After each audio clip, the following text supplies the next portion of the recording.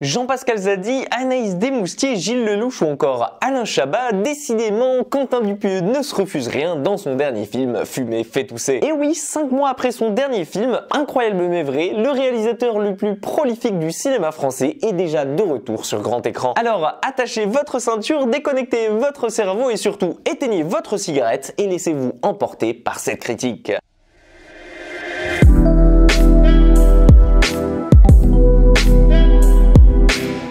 Vous commencez à le connaître, il n'est plus à présenter, l'homme qui a déjà sorti un film sur un pneu tueur en série, sur un homme prisonnier de son costume andin, ou encore sur 2 hommes qui décident d'adopter une mouche géante pour en faire un animal de foire. Et oui, Quentin Dupieux a encore frappé sur le cinéma français avec son dernier film, Fumer fait tousser. Et je préfère prévenir les sceptiques tout de suite, celui-là est encore plus barré et plus loufoque que le précédent. Alors dans cette gigantesque parodie en quelque sorte de Power Rangers, vous allez suivre un groupe de justiciers qui s'appelle la Tabac Force et qui lutte contre les forces du mal à l'aide de pouvoirs assez particuliers et en lien avec la cigarette. Vous retrouverez donc dans ce groupe mercure, nicotine ou encore méthanol, 3 justiciers au service de leur chef Didier, sorte de Jerry à la Totally Spies qui va leur donner des missions à remplir chaque semaine. Mais lorsque ce dernier se rend compte qu'il y a peu à peu un problème dans la cohésion du groupe, il décide d'intervenir et de les envoyer de force en séminaire. Entendez par là qu'ils sont obligés de prendre un congé sabbatique afin de resserrer les liens du groupe pour pouvoir prendre part à leur dernière mission. Et honnêtement, quand on connaît l'homme qui est à l'origine de ce projet et surtout quand on voit le casting faramineux qu'il y a ici et surtout l'idée de départ avec laquelle commence le film, eh bien je peux vous dire que j'attendais grandement celui-là. Et de ce côté-là, on peut faire difficilement la fine bouche tant Quentin Dupieux nous régale à pratiquement tous les étages. Que ce soit donc Vincent Lacoste, Gilles Lellouche, Jean-Pascal Zadi ou encore Anaïs Desmoustiers, on adorera et on prendra un malin plaisir à les voir ici en super-héros un peu miteux, auxquels on croit pas véritablement une seconde, mais bon, vu que c'est une parodie, bah on s'en fout un peu. Et donc que le film ait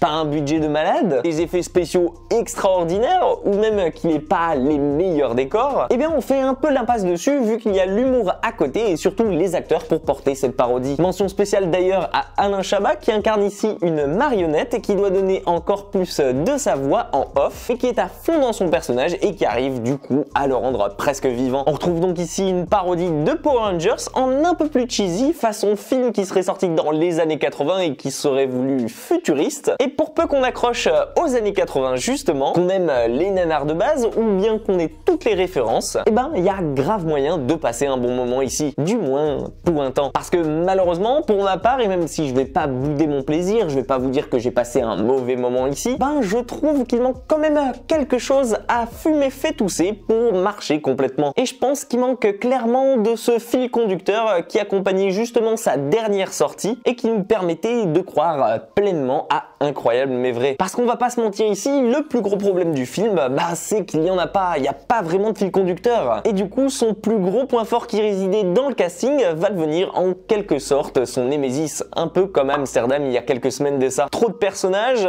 trop de sous-intrigues pas assez développées, ce qui fait qu'au final, bah on sait plus vraiment où donner de la tête et on sent que le scénario se perd assez facilement en oubliant vite le point de départ. Et c'est dommage parce que l'idée de départ de la Tabac Force, bah j'aurais aimé le voir un peu plus utilisé, voire même un peu plus développé à travers le film. Et quand on voit qu'il utilise le registre de la parodie, les acteurs qui sont présents pour ce film-là, mais surtout ces super-héros qui sont hauts et en couleur, bah c'est clairement dommage de voir que l'idée de départ part aussi facilement à la trappe. Alors oui, le film se veut très space, il est assez loufoque dans sa construction et il prend part définitivement assez bien dans la filmographie du réalisateur. Et en temps normal et après le film qui nous avait sorti cet été, et ben je pensais que j'allais vraiment adorer celui-là. Mais pour ma part, et même si on s'amuse bien par moment, ben personnellement je vais vous avouer que je suis ressorti quand même sur ma faim et avec un petit goût amer de déception. Et pour moi malheureusement ce Fumer fait tousser, même s'il peut potentiellement faire plaisir aux purs fans hardcore de Dupieux, et ben il vaut clairement pas son précédent. précédent. Et vous, qu'est-ce que vous en avez pensé? Est-ce que vous pensez aller le voir ou bien que vous allez faire l'impasse sur ce film? Et surtout, cette question se destine à ceux qui l'ont vu et qui aiment Dupieux en général. Quel est pour vous le meilleur film du réal? N'hésitez pas à me donner votre avis dessus dans les commentaires, que je puisse en discuter avec vous. En attendant, si cette petite critique est assez rapide sur Fume Effet Tousser vous a plu, vous savez quoi faire. N'hésitez pas à liker la vidéo, à la partager et surtout à vous abonner à la chaîne si ce n'est pas déjà fait. Prenez soin de vous et pour ma part, moi je vous dis à très vite dans une toute nouvelle critique.